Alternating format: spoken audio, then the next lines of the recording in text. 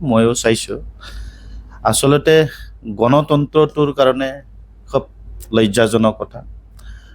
যিটো live telecast বজি আছিল আৰু লাইভ টেলিকাষ্ট বজাই থকা অৱস্থাত নিজৰ যিটো ধৈৰ্য, সেই ধৈৰ্য অতিক্ৰম কৰি যি শালীনতাৰ অতিক্ৰম কৰি যি এটা বাক্য ব্যৱহাৰ কৰিছে, সেইটো খুব লজ্জাজনক কথা। মই নিজেও খুব লাজ পাইছোঁ যে এজন ৰাইজৰ প্ৰতিনিধি হৈ এনেকুৱা এটা বাক্য যি ব্যৱহাৰ কৰিলে, সেই ব্যৱহাৰ কৰাটোত মই নিন্দা কৰিছোঁ, গৰিহণা দিছোঁ। মই বিটিআৰ চৰকাৰৰ তথ্য আৰু জনসংযোগ বিভাগৰ এজন কাৰ্যবাহী সদস্য হৈ আচলতে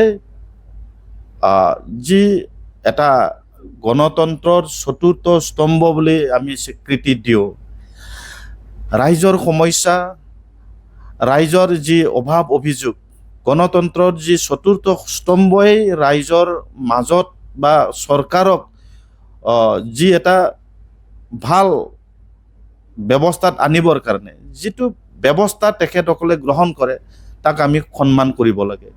গতিকে যিজন ব্যক্তিয়ে এনেকুৱা আচৰণ কৰিলে খুব দুখজনক কথা, তেনেকুৱা হ'ব নালাগিছিল। মই ব্যক্তিগতভাৱে তেখেতক বা তেখেতৰ যি কাৰ্য, তাক মই গৰিহণা দিছোঁ, নিন্দা কৰিছোঁ।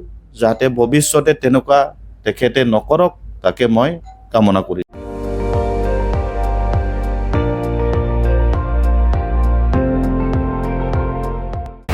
আপুনি চাই আছে ND24, সৰ্বশ্ৰেষ্ঠ নহয়, সৰ্বোত্তমৰ দৌৰ।